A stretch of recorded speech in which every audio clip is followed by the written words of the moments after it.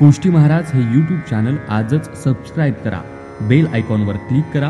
शुद्ध सांप्रदायिक चाली, कीर्तनं, प्रवचनं, कथा, पारायणं असे वारकरी संप्रदायाशी संबंधित व्हिडिओ पहा. आपणही पहा आणि इतरांनाही आग्रहपूर्वक सांगा. रामकृष्ण हरी विठ्ठल केशवा, रामकृष्ण हरी विठ्ठल केशवा.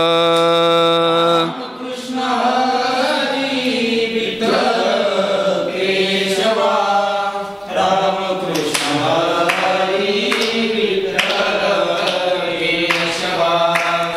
पुंडलीक वरदा हरी विठ्ठल श्री ज्ञानदेव तुकाराम ज्ञानेश्वर महाराज, जगद्गुरु तुकाराम महाराज की, सद्गुरु जोग महाराज की जय. काय मी उद्धार पावेन, काय कृपा करील नारायण. ऐसे तुम्ही सांगा संतजन, करा समाधान चित्त माझे. काय हे खंडईल कर्म, पारुषतील धर्माधर्म. कासयाने ते कळेल वर्म, म्हणून श्रम वाटतसे. काय हे स्थिर राहील बुद्धी, काही अरिष्ट न येईल की मधी. धरिले जाईल ते सिद्धी, शेवट तो कधी मज न कळे. काय ऐसे पुण्य होईल गाठी, घालीन पायी देवाचे मिठी. मज तो कुरवाळील जगजेठी, दाटईन कंठी सद्गदित. कायही निवतील डोळे, सुखते देखोनी सोहळे. संचित कैसे ते न कळे, होतील डोहळे वासनेसी. ऐसी चिंता करी सदा सर्व काळ, रात्रंदिवस हेची तळमळ. तुका म्हणे नाही आपुले बळ, जेणे फळ पावीन निश्चयसी. काय हे खंडईल कर्म, पारुषतील धर्माधर्म. कासयाने ते कळेल वर्म, म्हणून श्रम वाटतसे. संत शिरोमणी वैराग्याचे महामेरू, श्रीमंत श्री जगद्गुरु तुकोबारा या अभंगातून आपल्या मनामध्ये असलेली चिंता, आपल्या मनातलं जे दुःख आहे ते संतांच्या समोर प्रगट करतात. संतांच्या समोर आपली चिंता प्रगट करणारा हा अभंग आहे.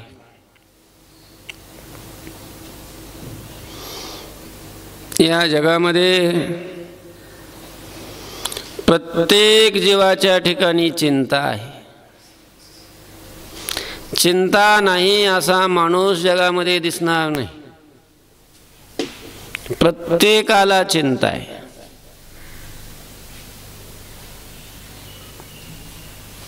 दोन प्रकारचे माणसं जगात आहेत, काही मुक्त आहेत आणि काही बद्ध आहेत.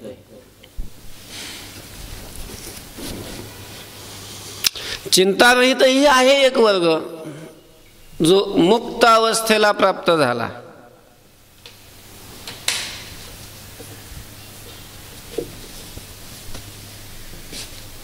संसाराच्या बंधनातून जो सुटला, असा एक वर्ग आहे. या मानव जन्मामध्ये येऊन जे प्राप्त करायचं ते ज्यांनी प्राप्त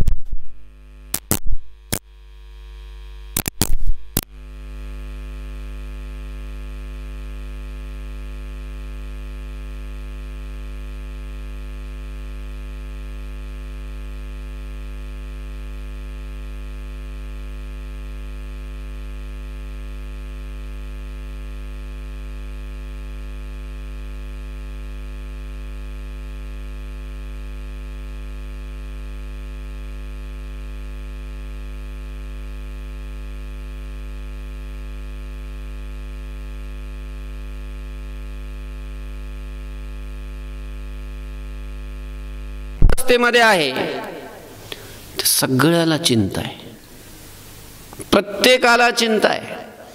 चिंता नाही असं जगात कोणी सापडणार नाही. शेतकऱ्याला चिंता आहे, विद्यार्थ्याला चिंता आहे, वकिलाला चिंता आहे, डॉक्टरला चिंता आहे, सगळ्याला चिंता आहे. चिंता नाही असा कोणीच नाही.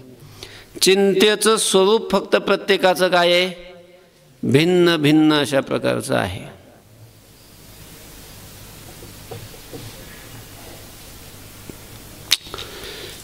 चिंतेचं स्वरूप वेगवेगळं आहे. कोणाला अभ्यासाची चिंता आहे, कोणाला नोकरी लागण्याची चिंता आहे, कोणाला लग्न करण्याची चिंता आहे, कोणाला मुलं होण्याची चिंता आहे, कोणाला निवडून येण्याची चिंता आहे. प्रत्येकाला चिंता आहे. कुणाला मुलीची, कुणाला मुलाची. फक्त चिंतेनं असं स्वरूप बदललेलं आहे. पण ह्या सगळ्या ज्या चिंता आहेत ना, ह्या संसारातल्या चिंता आहेत.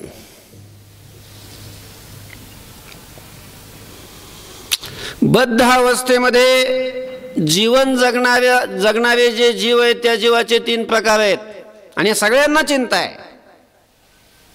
त्यातला एक आहे पामर, दुसरा आहे विषयी आणि तिसरा आहे जिज्ञासू म्हणजेच मुमुक्षु म्हणजेच साधक. या तिघांनाही चिंता आहे. चौथा एक वर्ग आहे जो मुक्त, त्याला चिंता कशाचीच नाही. चिंता करणारे हे 3 वर्ग आहेत. म्हणजे बद्ध अवस्थेमध्येच येतात हे 3 वर्ग. पामरही चिंता करतो, विषयीही चिंता करतो आणि मुमुक्षु म्हणजे साधकही चिंता करत असतो. पामरालाही चिंता असते विषयाची आणि विषयी पुरुषालाही चिंता कशाची असते, विषयाची. त्यांचा विचार करण्याचा आपल्याला काही इथं आता गरजच नाही आहे. पण एक जो मुमुक्ष असतो, साधक असतो, त्याच्याही अंतःकरणामध्ये चिंता असते. पण ती चिंता संसारातली नसते, ती चिंता परमार्थातली असते. परमार्थातली अर्थात परमार्थ क्षेत्रातली.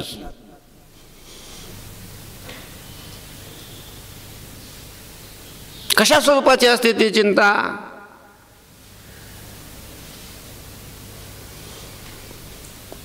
काय असतं त्या चिंतेचं स्वरूप?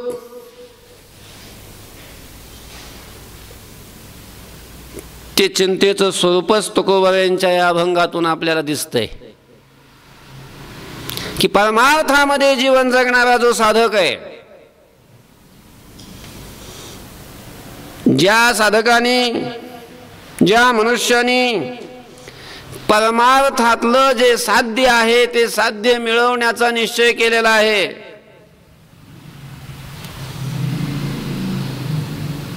मग अशा साधकाला कशा स्वरूपाची चिंता असते ती या अभंगातून आपल्याला दिसते.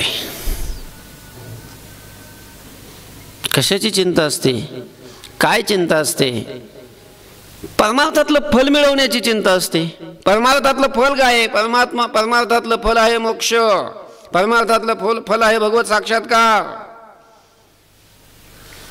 आणि मग त्या दृष्टीनं साधकाच्या अंतःकरणामध्ये जी चिंता असते ती अभंगातून प्रगट होते. कारण तुकोबारा या अभंगामध्ये साधक अवस्थेमध्ये आहेत आणि तुकोबारांना परमार्थातलं जे साध्य आहे ते साध्य प्राप्त करून घेण्याची खूप तळमळ लागलेली आहे. त्याची चिंता तुकोबाराच्या अंतःकरणात आहे. आणि ती चिंता स्पष्ट होते संताशी बोलत असताना. ज्या वेळेला तुकोबारांना अशा या चिंतेमध्ये जीवन जगत असताना ज्या वेळेला संत भेटले,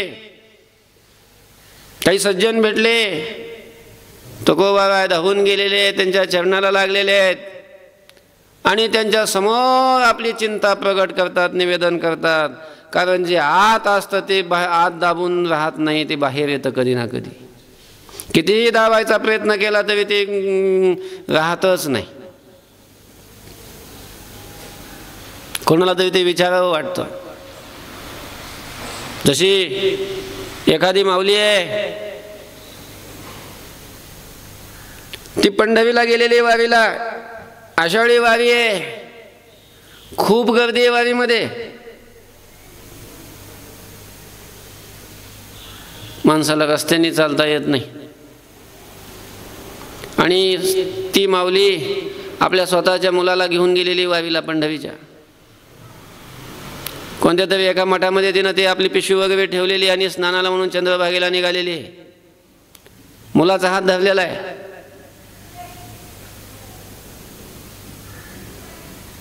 तेवढ्यामध्ये नगर प्रदक्षिणा करण्याकरता जी दिंडी येत असते, ती दिंडीचा लोट आला अशा चौकामध्ये आणि त्यांनी असा लोट आला, ते लोटलं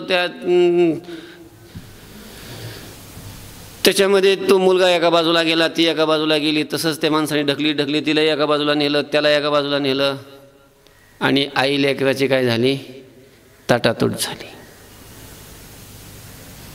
मग ती माऊली मुलाचा शोध घेत असते. ती मुलगा कुठंतरी रडत आई आई आई म्हणून रडत फिरत असतो.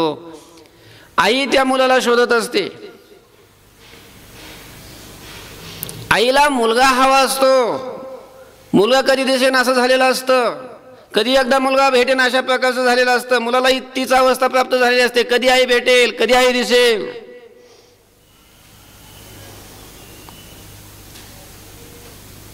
मग ती माऊली कुणीही दिसला, कुणीही असला समोर की त्याला विचारत असे, का माझा मुलगा पाहिला का, माझा मुलगा पाहिला का, 8 वर्षाचा आहे, आमका आमकं त्याचं नाव आहे, अशा अशा रंगाचा आहे, एवढ्या एवढ्या उंचीचा आहे, हे सगळं असं सांगत असते.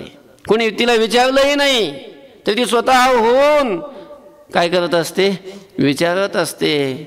तसं तुकोबारायांना आपल्या अंतःकरणामध्ये लागलेली भगवत भेटीची जी तळमळ, आपल्या उद्धाराची जी तळमळ, ती तळमळ गप्प बसू देत नव्हती. सज्जन दिसले तर पायाला लागले तुकोबाराय आणि आत असलेली चिंता आपोआप तोंडातून बाहेर पडायला लागली. तुकोबाराय म्हणतात, अहो संत, अहो सज्जन, सांगा ना, सांगा ना, माझा उद्धार होईल काय, कायमी उद्धार पावेन, काय कृपा करील नारायण, ऐसे तुम्ही सांगा संतजन, करा समाधान चित्त माझे. अहो संत मंडळी, माझा उद्धार होणार आहे का? पांडुरंग, देव, नारायण माझ्यावर कृपा करील काय, त्याची कृपा होईल काय माझ्यावर, हे सांगा ना तुम्ही, हे सांगा. आणि याचं उत्तर सांगून माझं चित्त तुम्ही काय करा, समाधानी अशा प्रकारचं करा. सांगा, माझं हे जे कर्म आहे, हे कर्म नष्ट होईल काय? कारण या कर्मामुळे मला भगवत साक्षात्कार होत नाही, देवाची भेट होत नाही, माझा उद्धार होत नाही. या कर्मामुळे मला अनेक जन्म घ्यावे लागतात. अजून मला पुढं किती घ्यावे लागणार आहेत? या जन्मात आता कर्म संपणार आहे का, का नाही संपणार? सांगा ना. काय हे खंड येईल कर्म, पारुष्यतील धर्म धर्म, कासयाने ते कळेल वर्म, म्हणून श्रम वाटत असे. आणि ते कर्म कशाने नष्ट होईल? पापात्मक आणि पुण्यात्मक असलेलं दोन्ही प्रकारचं कर्म नष्ट होऊन कशाने जाईल? तुका म्हणे, आम्ही झालो अग्निरूप लागून येतो पाप पुण्य अंगा, ही अवस्था मला कशाने प्राप्त होईल? काही कळत नाही, ते साधन समजत नाही, त्याच्यातलं वर्म समजत नाही. आणि म्हणून खूप मला वाईट वाटतंय, म्हणून श्रम वाटत असे.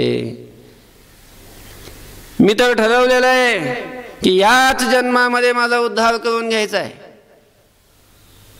याच जन्मामध्ये मी भगवताचा साक्षात्कार करून घेणार आहे.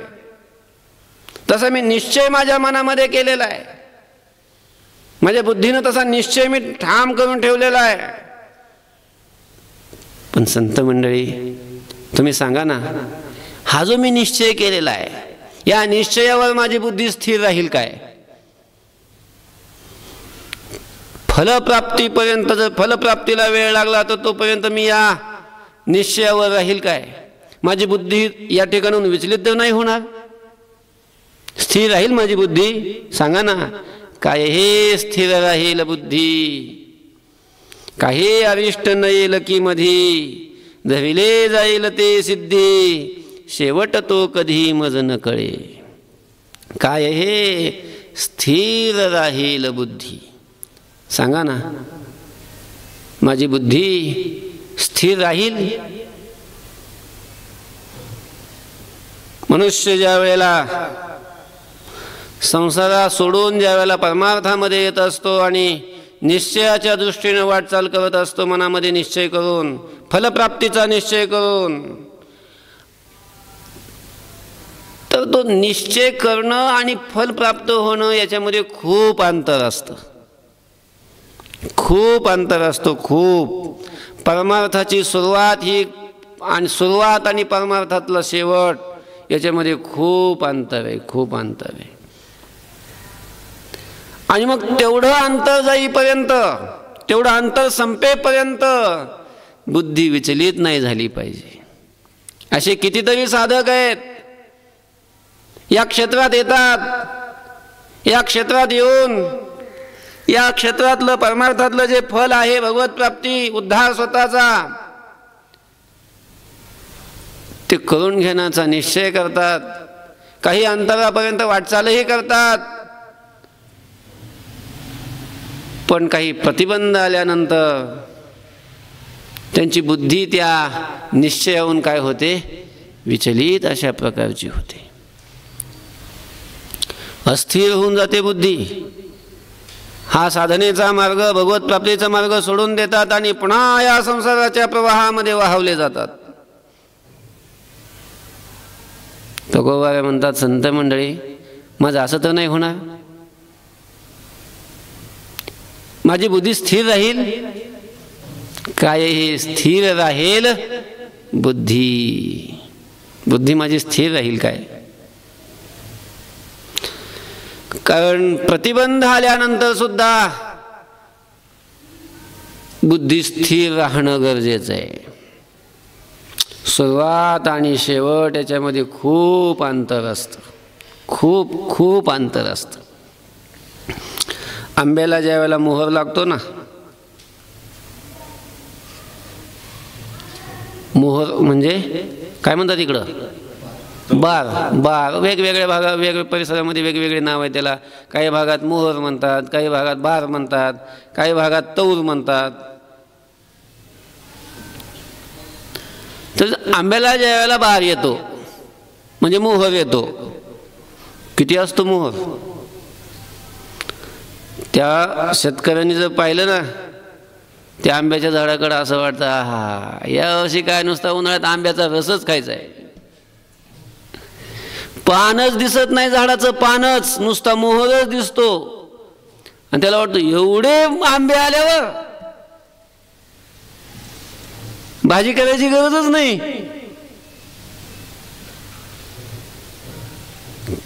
इतका मोहर येतो की ती झाडाचं पान दिसायला तयार नाही, असं लकडून जातं. पण मग तेवढा मोहर आला म्हणून आंबे तेवढे येतात आणि तेवढे पिकतात आणि तेवढ्याचा रस होतो.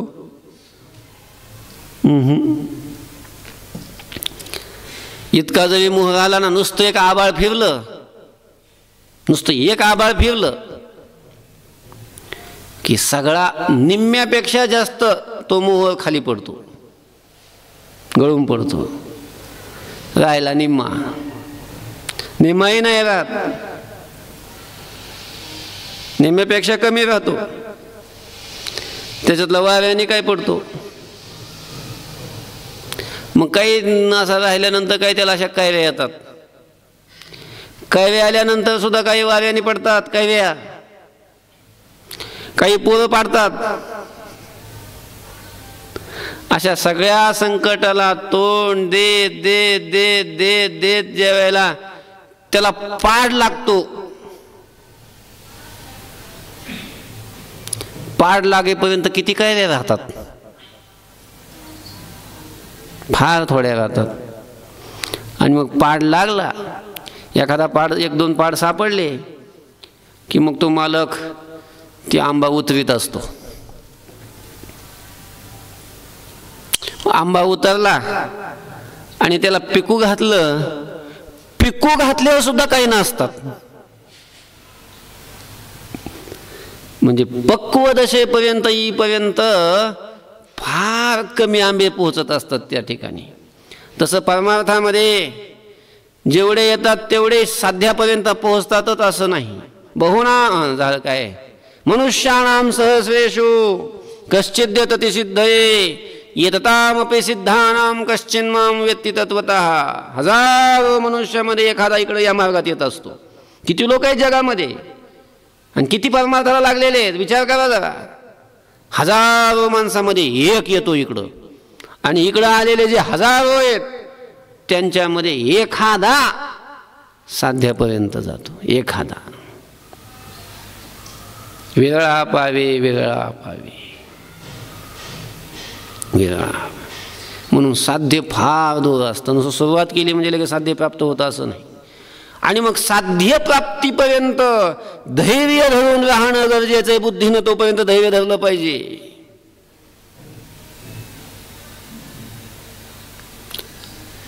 त्याच्याकरता बुद्धी स्थिर लागते. बुद्धी विचलित नाही झाले पाहिजे. काहीही झालं तरी साध्य प्राप्त करणारच हा जो निश्चय बुद्धीचा, तो निश्चय नाही हे झाला पाहिजे. बुद्धी स्थिर राहिली पाहिजे. कारण अंतर खूप आहे, सुरुवात वेगळी आहे. एक महात्मे होते, महात्मा एक साधू अंतरंग महात्मा होते.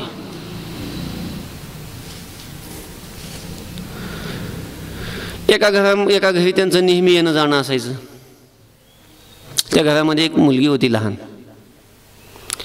ती जन्माला येण्याच्या अगोदरपासूनच त्या घरात त्यांचं येणं जाणं होतं. ती मुलगी जन्माला आली, नंतर ती हळूहळू मोठी व्हायला लागली. लहानाची मोठी होत असताना कधी ते आपल्याकडं येतात, वा हे बाबा असं त्यानं पाहिलेलं. आता नेहमी येत असल्यामुळं, 4-8 दिवसाला येत असल्यामुळं ती तिची ओळख झालेली त्या बाबाची त्या मुलीची. ती लहानपणी ती मुलगी त्यांच्या मांडीवर बसायची, खेळायची वगैरे वगैरे. काही दिवसांनी ती मोठी झाली, उपवर झाली, तिचं लग्न झालं. ती तिच्या सासरला गेली. आता हे सगळं होईपर्यंत हे बाबा थकले. शेवटची वेळ, शरीर खुश झालं. शेवटी शरीर पडण्याकरता काहीतरी निमित्त लागतं. शरीर एकदम खुश झालेलं होतं. शरीराला ताप आलेला होता. सगळं जागेवर होतं. आता जाणार व्हायची शेवटचीच घडी आहे म्हणून त्या घरातल्या त्या लोकांनी त्या मुलीला फोन केला. म्हणजे पूर्वीचा काळ असल्यामुळे फोन नसेल, चिठ्ठी पाठवली. किंवा ते बाबा खूप आजारी आहेत, शेवटच्या घटका आहे त्यांच्या, तू एकदा येऊन जा, त्यांना भेटून जा. तुझ्यावर फार त्यांचं प्रेम होतं, तुझा लळा होता, येऊन जा एकदा भेटून त्यांना. म्हणून ती मुलगी भेटायला आली. ज्यावेळेला ती लहान होती ना, ज्यावेळेला त्यांच्या अंगा खांद्यावर खेळायची, त्यावेळेला ती नेहमी त्यांना विचारायची, बाबा तुम्ही कोण आहात? बाबा तुम्ही कोण आहात? कोण आहे तुम्ही? ती काय बोलतच नव्हती. बाळ, मी तुला नंतर सांगेन.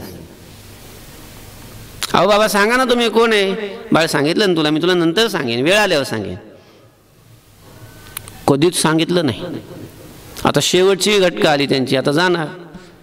अंग खूप तापलेलं, ते शरीराला ताप आलेला, कोणत्याही क्षणाला प्राण जाऊ शकतोय. अशा वेळेला ती मुलगी जवळ आली, त्या बाबांच्या त्या महात्म्याच्या जवळ बसली आणि सांगितलं, बाबा मी तुम्हाला माझ्या लहानपणापासून तुम्हाला विचारत आले, आजपर्यंत विचारत आले की बाबा तुम्ही कोण आहात? तुमचं काय मला तुम्ही सांगितलंच नाही, तुम्ही सांगा ना, आता तरी सांगा ना तुम्ही कोण आहात? त्यावेळेला त्या महात्म्याने सांगितलं की बाळ, मी एक महात्मा आहे, मी एक साधू आहे, एक साधू. आणि एवढं सांगायला बाबा तुम्ही इतके दिवस लावलं? इतके दिवस त्या महात्म्याचे शब्द आहेत. ते महात्मा म्हणतात, बाळ साधू बनायला इतके दिवस लागतात. तू ज्या वेळेला मला विचारत होती त्यावेळेला मला शाश्वती नव्हती की मी माझी गाडी शेवटापर्यंत जाते का नाही,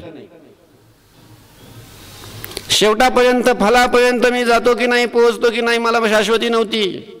मी कोणत्या तोंडाने सांगायचं मी साधू आहे म्हणून.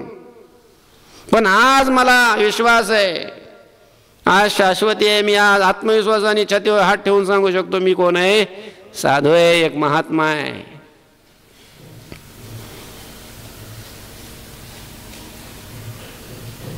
परमार्थातलं जे फल आहे ते फल प्राप्त करणं म्हणजे फलप्राप्ती म्हणजे साधनेचा शेवट आहे. फलप्राप्ती म्हणजे परमार्थाच्या साधनाची काय आहे, समाप्ती आहे. आणि तिथपर्यंत जाणं म्हणजे फार कठीण आहे. हे आपल्याला फक्त माळा घालणं, गंध लावणं, उड्या हाणणं हे सोपं वाटतं, हे सोपं आहे. साध्य प्राप्त करून घेणं फार कठीण आहे. भक्ती ती कठीण शुळावरील पोळी. आणि मग ही कठीण मार्गावरून चालत असताना अनेक संकट येतात, अनेक संकट. मग त्या संकटाला तोंड देत देत देत देत त्याला त्या साधकाला चालावं लागतं. आणि मग अशा वेळेला, संकटाच्या वेळेला साधकाची बुद्धी विचलित नाही झाली पाहिजे, विचलित होऊ नये. तुकोबा म्हणतात, अहो संत, माझं असं तर नाही होणार ना, माझी बुद्धी स्थिर राहील ना. काय हे स्थिर राहील बुद्धी, काही अविष्ट न येईल की मधी. मी जे ठरवलेलं आहे प्राप्त करायचं, माझा स्वतःचा उद्धार करून घ्यायचा, त्या दिशेने वाटचाल करत असताना काही मध्ये अविष्ट तर येणार नाही, काही विघ्न तर नाही ना येणार. अविष्ट म्हणजे काय, विघ्न. काही विघ्न तर नाही येणार, काही प्रतिबंध तर नाही ना येणार. सांगा ना, तुम्ही या मार्गावरून गेलेले आहेत, तुम्ही या मार्गाने वाटचाल केलेली आहे, तुम्हाला त्याचा अनुभव आहे, कारण तुम्ही संत आहात. कारण संत त्यांनाच म्हणतात की जे काय, ज्यांना काय याचा अनुभव आहे. अनुभवी आले अंगा ते या जगा देतसे, तुका म्हणे चाखुनी सांगे. तर तुम्हाला हे सगळं ज्ञात आहे, त्यामुळं सांगा मध्ये काही प्रतिबंध तर नाही येणार, काही विघ्न तर नाही येणार, काही अरिष्ट न येल की मधी. धविले जाईल ते सिद्धी, शेवट तो कधी मज न कळे. मी मनामध्ये जे धरलेलं आहे की हे मिळवायचं आहे, माझा उद्धार करून घ्यायचा आहे, देवाची कृपा प्राप्त करून घ्यायची आहे, परमार्थातलं फल म्हणजे भगवत साक्षात्कार करून घ्यायचा आहे, माझं कर्म सगळं नष्ट करायचं आहे, हे जे मी मनामध्ये धरलेलं आहे हे शेवटाला जाईल हे शेवटाला. पण शेवट कधी आहे, हे कसं सिद्धीला जाईल, हे काही मला कळत नाही. धविले जाईल ते सिद्धी, शेवट तो कधी मज न कळे. शेवट महत्वाचा आहे परमार्थात, सुरुवात महत्वाची नाही. शेवटचे गोड त्याची खरे गा. शेवट गोड व्हावा. शेवट परमार्थामध्ये जो अट्टहास करायचा असतो तो कशासाठी, शेवट गोड होण्यासाठी, शेवट चांगला होण्यासाठी. यासाठी केला होता अट्टहास, शेवटचा दिस गोड व्हावा, शेवट चांगला व्हावा. सुरुवात कशी आपण परमार्थाला केली ते महत्वाचं नाही, आपला परमार्थाचा शेवट कसा झाला हे महत्वाचं आहे.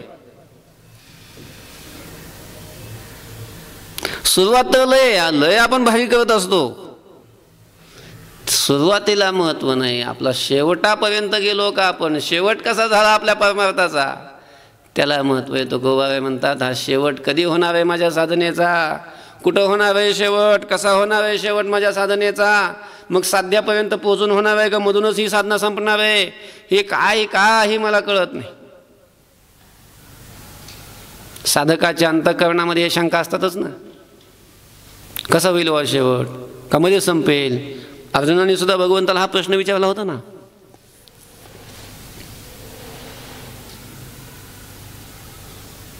सहाव्या अध्यायामध्ये अर्जुन देवाला प्रश्न विचारतोय, प्रभू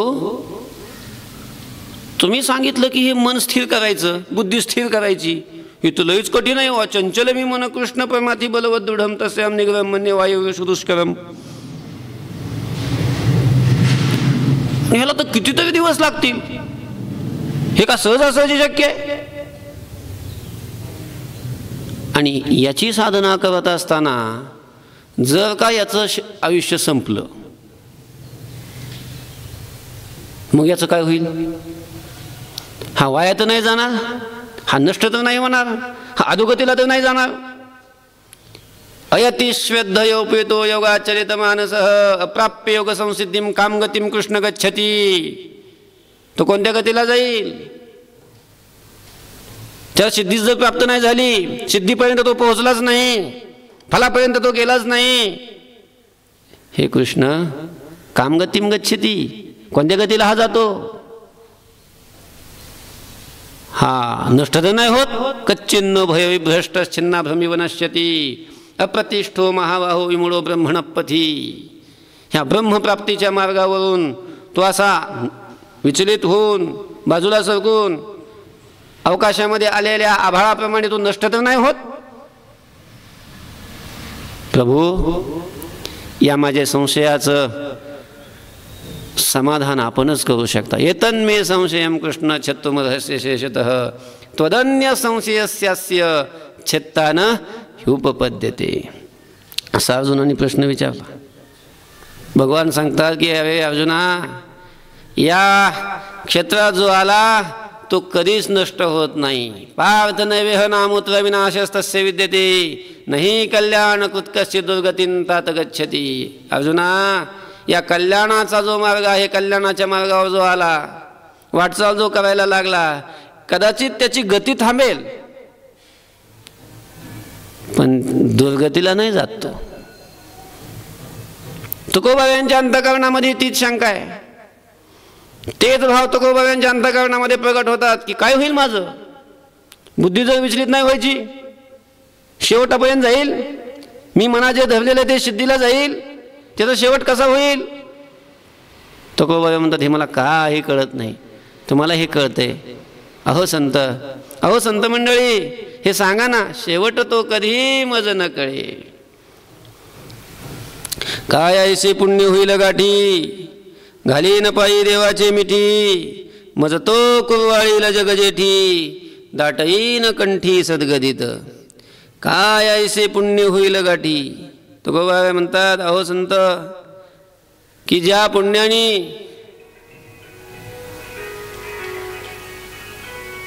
देवाचं दर्शन होतं, देवाचं दर्शन होऊन देवाच्या पायाला मिठी घालता येते, अशा प्रकारचं पुण्य माझ्या पदवी प्राप्त होईल काय.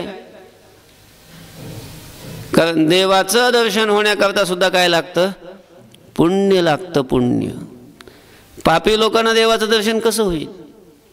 देवाचं दर्शन होत नाही असं नाही, देवाचा साक्षात्कार होत नाही असं नाही, होतो, पण त्याच्याकरता काय असावं लागतं, पुण्य असावं लागतं. पुण्य.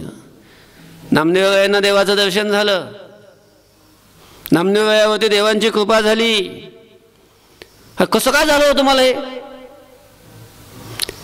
आमचा तर अख्खा जन्म गेला तरी देव भेटत नाही, देवाची कृपा होत नाही. तुम्हाला 5 वर्षातच झाली. कसं काय झाली. 5 वर्षातच नामदेवांना देव भेटला. 5 वर्षाचं वय असतानाच नामदेवांच्या बरोबर देव जेवला. कसं काय शक्य. नामदेव म्हणतात जन्मोजन्मी आम्ही बहु पुण्य केले, तेव्हा या विठ्ठले कृपा केली. आम्ही या जन्मात नाही, मागच्या जन्मात नाही, अशा अनेक जन्मामध्ये आम्ही आणि खूप पुण्य केलं, खूप पुण्य केलं, आणि त्यामुळं विठ्ठलाने काय केली, ही कृपा केली. तुकोबा म्हणतात मग ज्या पुण्याने देवाचं दर्शन होतं ज्या पुण्याने देवाचे चरण दिसतात अशा प्रकारचं पुण्य माझ्या पदरी प्राप्त होईल, माझ्याकडून असं पुण्य निर्माण होईल. काय ऐसे पुण्य होईल गाठी, घालीन पायी देवाचे मिठी, की ज्या पुण्यानं मी देवाच्या पायाला मिठी घालू शकेन अशा प्रकारचं जे पुण्य आहे ते पुण्य प्राप्त होईल मला.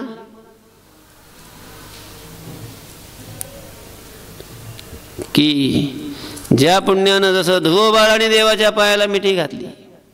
ध्रुव बाळ अगदी 5 वर्षाचंच वय, अगदी लहान वय. पुराणामध्ये कथा येते, उत्तानपाद नावाचा राजा, त्याला 2 पत्न्या, एक सुनीती आणि एक सुरुची. सुनीती मोठी होती आणि सुरुची ही दुसरी होती, लहान होती, धाकटी होती. आणि मग 2 पत्न्या असल्या की मोठी ही आवडत नसते, लहान हीच आवडत असते, हे ठरलेलंच आहे. त्या सुनीतीसाठी त्या उत्तानपादाने गावाच्या बाहेर एक मोठा राजवाडा बांधला होता. ती गावाच्या बाहेर राहत होती आणि नगरामध्ये राजवाड्यामध्ये सुरुचीला घेऊन उत्तानपाद राहत होता. त्या सुनीतीच्या पोटी हा ध्रुव बाळ जन्माला आला. गावाच्या बाहेर राहायचा. जन्माला आल्यापासून त्यांनी पित्याला कधी पाहिलंच नाही. बाप कुणी आपला आहे त्याला माहीतच नाही. लहान लेकराला काय कळतं? थोडासा मोठा झाला, खेळायला बागडायला लागला असेल, मुलामध्ये खेळायला गेला. मुलामध्ये खेळायला गेले होते, मुलांनी विचारलं, त्यांच्यामध्ये मुलामध्ये बोलणं होतं, काय तुझे पप्पा काय करतात? ते म्हणे शिक्षक आहेत, शाळेत जातात ड्युटीला. तुझे रे बाबा, तुझे काय करतात? कंपनीत जातात. तुझे रे? माझे शेतकरी आहे, शेतीत जातात. तुझे पप्पा काय करतात रे? दुकानात बसतात, दुकान चालवतात. असे कुणी प्रत्येकाने विचारायचं.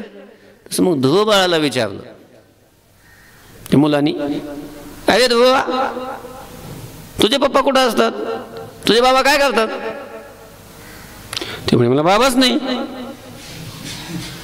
कारण त्यांनी कधी बाबा पाहिलेच नव्हते, कारण बाबा कधी घरी येतच नव्हते. आणि मग प्रत्येकाला बाबा असतात तशी त्याला माहीतच नाही. मग बाबाच नाही म्हटल्यानंतर मुलं हसली. मग मुलं हसल्यानंतर त्याला आपण बोलण्यामध्ये काहीतरी चुकलो वा असं त्याला वाटलं. म्हणून घरी विचारायला गेला. म्हणे आई मला बाबा आहेत? म्हणे हा, अरे प्रत्येकाला बाबा असतात, कोण आहे माझे बाबा? त्यांनी सांगितलं सगळ्या जगाचं पालन करतात, राजा आहेत या नगरीचे, या देशाचे राजे तुझे बाबा आहेत. कुठे आहेत ते? गावात राहतात. मी जाऊ त्यांना भेटायला? जा, तुला जायचं असेल भेटायला तर जा. ध्रुव बाळ गेला. नेमका तो उत्तानपाद सिंहासनावर बसलेला होता, बाजूला सुरुची बसलेली होती. आता राजकुमार आहे आणि राजकुमार असल्यामुळे त्याला अडवण्याची कोण हिंमत करेल? चोपदार भालदार वगैरे कोणी त्यांनी अडवलंच नाही. जसा ध्रुव बाळ त्या राजवाड्यात गेला, थेट कोणाजवळ?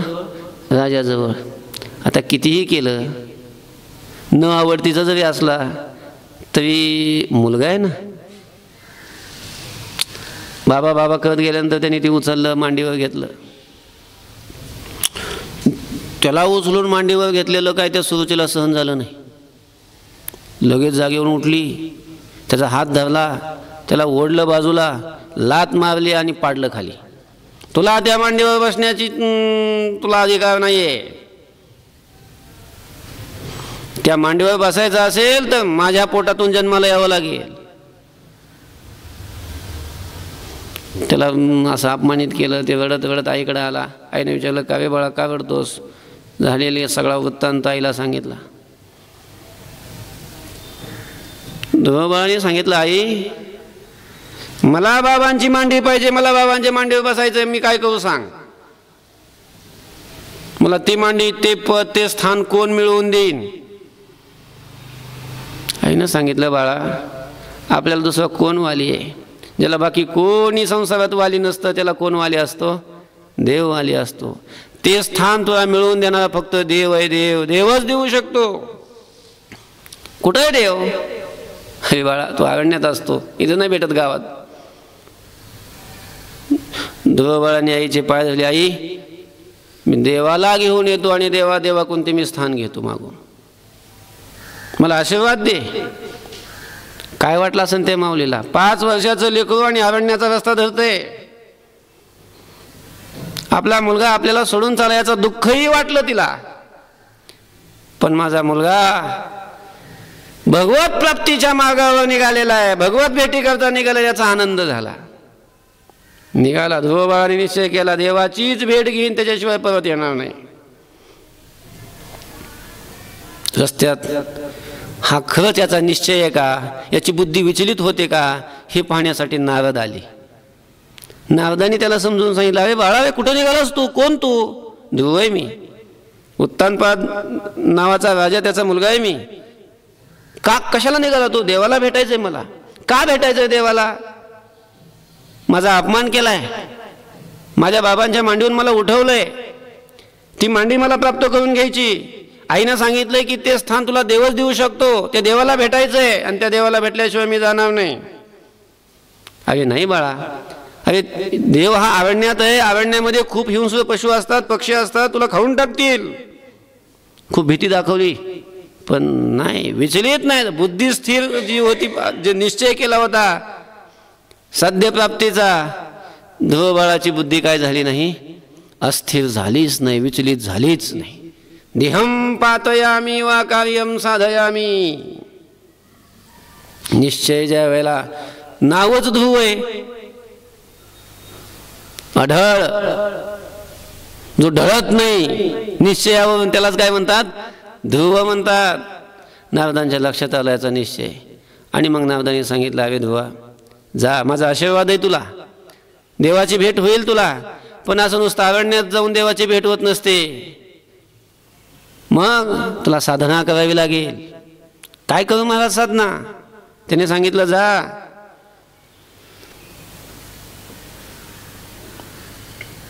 मधुवनात जा, दररोज यमुनेचं स्नान कर, एका गुहेमध्ये बसून एक वालुकामय अशा प्रकारची भगवंताची मूर्ती तयार कर, त्या मूर्तीची पूजा कर, आणि मी दिलेल्या मंत्राचा जप कर. 12 अक्षरी मंत्राचा उपदेश नारदांनी केला. नारदांना गुरु म्हणून ध्रुव बाळाने दर्शन घेतलं, आणि नारदांच्या मार्गदर्शनाने तो सांगितलेल्या ठिकाणी निघाला. यमुनेचं स्नान करणं, भगवंताची पूजा आणि भगवंताचा अंतःकरणामध्ये ध्यान करण्याची साधना ध्रुव बाळाने सुरू केली.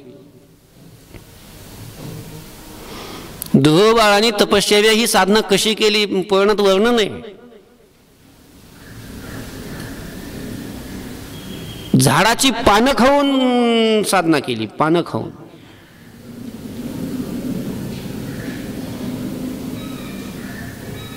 एक महिना झाला, देव भेटत नाही. पानं खायची सोडली, 3 दिवसाच्या अंतराने पाणी प्यायचं. मग फक्त एक घोट 3 दिवसाच्या अंतराने पाणी प्यायचं. पहिल्यांदा वाळलेली पानं खात होता, नंतर पाणी प्यायला लागला. नाही, 6 दिवसाच्या अंतराने पाणी प्यायचा. पाणी पिऊनही देव भेटत नाही. पाणी सोडून दिलं प्यायचं. अगोदर फळ खायचा, फळ खाऊन देव नाही भेटला, मग पानं खायला लागला, पानं खाऊन देव नाही भेटला, मग पाणी प्यायला लागला, पाणी पिऊनही देव नाही भेटला, पाणीच प्यायचं सोडून दिलं.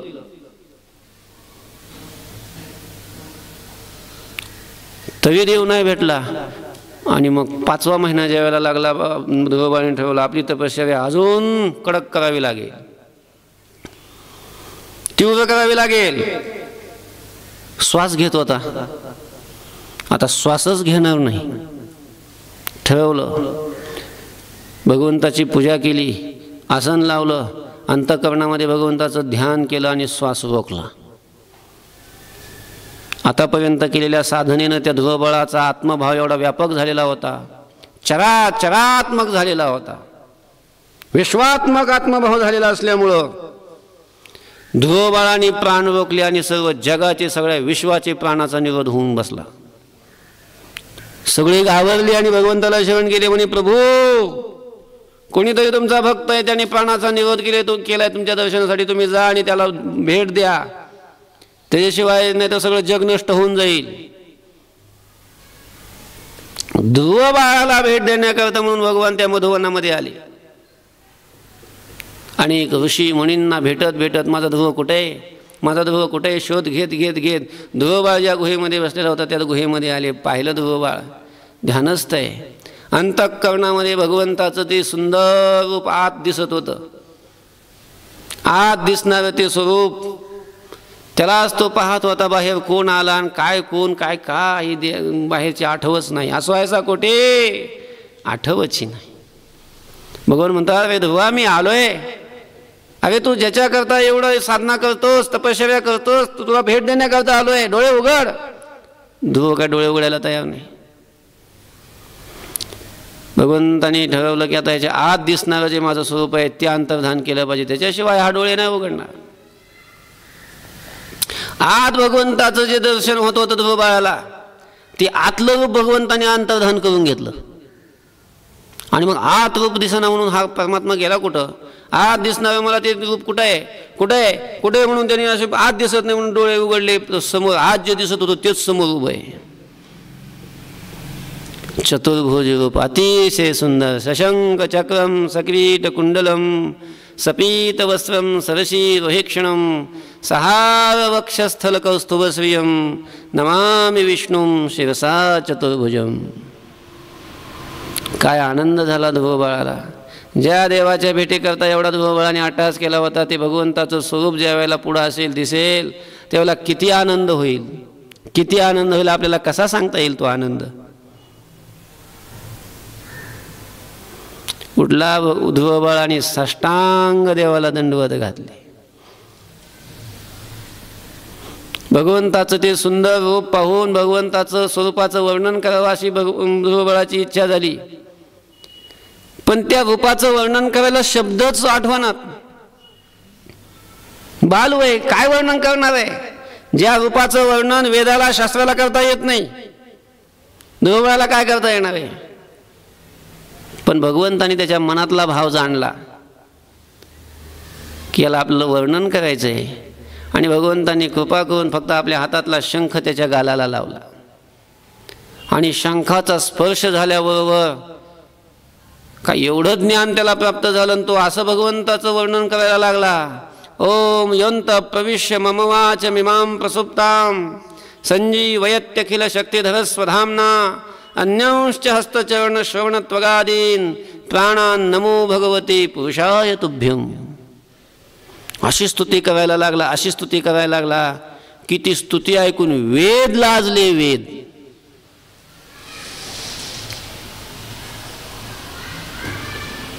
नातरी मधुवनी ऐसे केले, मधुवनी ध्रुव असे केले.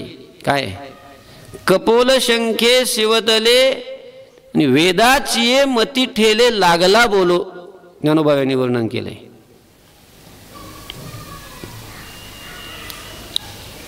अशी कृपा भगवंतानी कोणावर केली. ध्रुव बाळावर केली. ध्रुव बाळाने साष्टांग दंडवत घातले, देवाच्या पायाला मिठी घातली. तुकोबाराय म्हणतात, जशी ध्रुव बाळाने देवाच्या पायाला मिठी घातली तशी मी देवाच्या पायाला मिठी घालीन. अशा प्रकारचं पुण्य माझ्याकडून निर्माण होईल काय सांगा ना. अहो संत, असं होईल माझ्याकडून पुण्य. देवाचं दर्शन होण्याकरता देवाच्या पायाला मिठी घालण्यात तर पुण्यच लागतं. मग ते पुण्य माझ्याकडून होईल, माझ्या पदवी प्राप्त होईल ते पुण्य. काय ऐसे पुण्य होईल गाठी घालीन पायी देवाची मिठी. मग तो कुरवाळीला जगजेठी दाटईन कंठी सद्गदित. आणि मग तो परमात्मा मला उचलून घेऊन आपल्या मांडीवर घेऊन मला तो कुरवाळील. माझ्या मस्तकावून तो काय करीन, हात फिरवीन. आणि देवानी अशा प्रकारचं केल्यानंतर देवाविषयीचं प्रेम माझ्या अंतःकरणामध्ये भरून येईन आणि त्या प्रेमाने माझा कंठ दाटून येईन. असं जे पुण्य आहे, ज्या पुण्याने हे सगळं घडेल. ते पुण्य मला प्राप्त होईल. दाटईन कंठी सद्गदित, सद्गदित होऊन कंठ माझा दाटोनी, डोळ्यातून अश्रूच्या धारा येतील. अशा प्रकारचं प्रेम माझ्या अंतःकरणामध्ये निर्माण होईल. काय हे निवतील डोळे, सुखते देखोनी सोहळे, संचित कैसे ते न कळे, होतील डोहळे वासनेशी. तुकोबाराय म्हणतात, हे अशा प्रकारच्या ह्या सगळ्या गोष्टी घडलेल्या आहेत.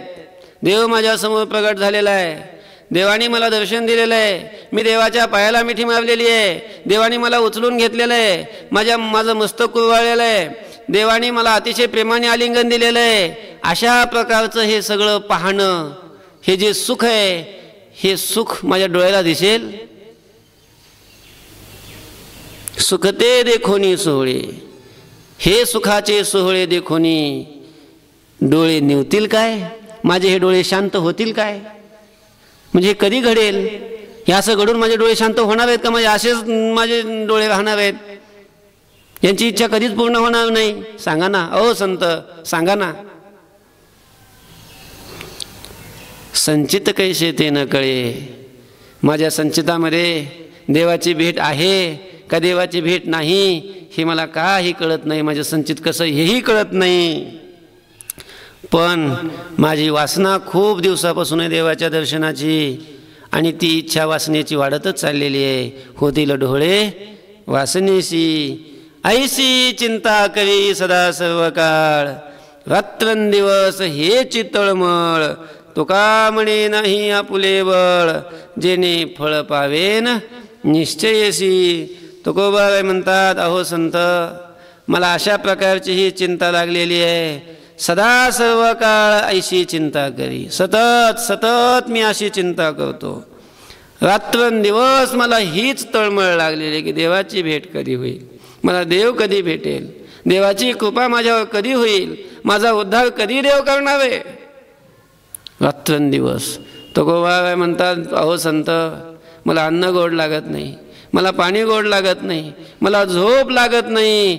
रात्रंदिवस मी ही चिंता करत अशा प्रकारचा जागा असतो. अखंड माझी ही चिंता आहे.